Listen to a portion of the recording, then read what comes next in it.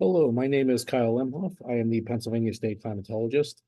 This video is going to highlight our PEMN data viewer, and PEMN stands for Pennsylvania Environmental Monitoring Network, which is the network that some of your school districts may have a weather station installed at your location. So we'll talk a little bit about some of the data visualizations that you can take a look at, and then some of the things that you can do with the data. So to access our PEMN data viewer, there are two ways to get there. The first, you'll see on the home page, there's a little slideshow that goes through, and right now, the PEMN data viewer shows up. You could also access the data viewer through the data tab at the top of the website. For now, I'll just click on the link that's available on the home page, and what will pop up will be a page that shows the current conditions from the site. You'll see the current camera imagery, as well as a lot of charts and graphs that display recent conditions from the site. So everything from temperatures, dew points, relative humidities, down to winds, precipitation accumulations, solar radiation, mean sea level pressure, soil property data, and then the windrows at the bottom. So right now, I am looking at the past 24 hours of data from our University Park, Penn State campus location.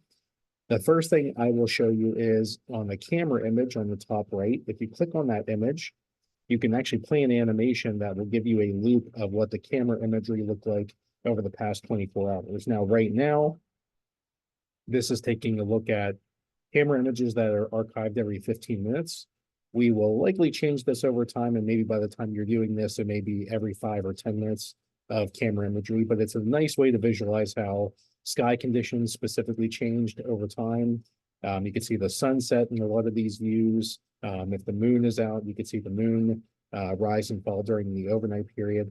Or if there's rapidly changing conditions, if rain moves through, this is a great way to visualize that. So I wanted to show you the loop of camera imagery there. So I will stop this and exit out of camera imagery. The charts and graphs are pretty self-explanatory, that you can change the time window from last 24 hours to last 3 days to last 7 days. So if you want to look at the past week of data, you can go ahead and change this, and the charts will update with the last 7 days of data, and you can see the change there.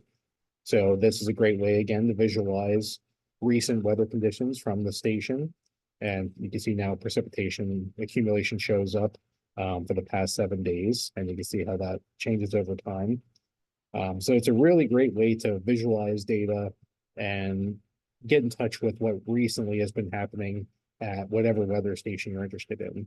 You'll also notice an option here to download the data. So for whatever time range and for whatever station you're looking at right now, you can download the data for that specific time window in CSV format. So it's a nice way to access the information, maybe pull it up in an Excel spreadsheet, or work with it to develop a code to access the data and develop your own charts and graphs. So you can access that CSV file by downloading here. Okay, that concludes the PEMN data viewer access. We will be expanding these features over time to include longer time horizons, looking at the past several months of data or the past year of data, and looking at daily summaries or daily averages of certain conditions. So we're working on that at the time that I'm recording this video. So there will be separate videos that will cover that over time. Thank you for watching.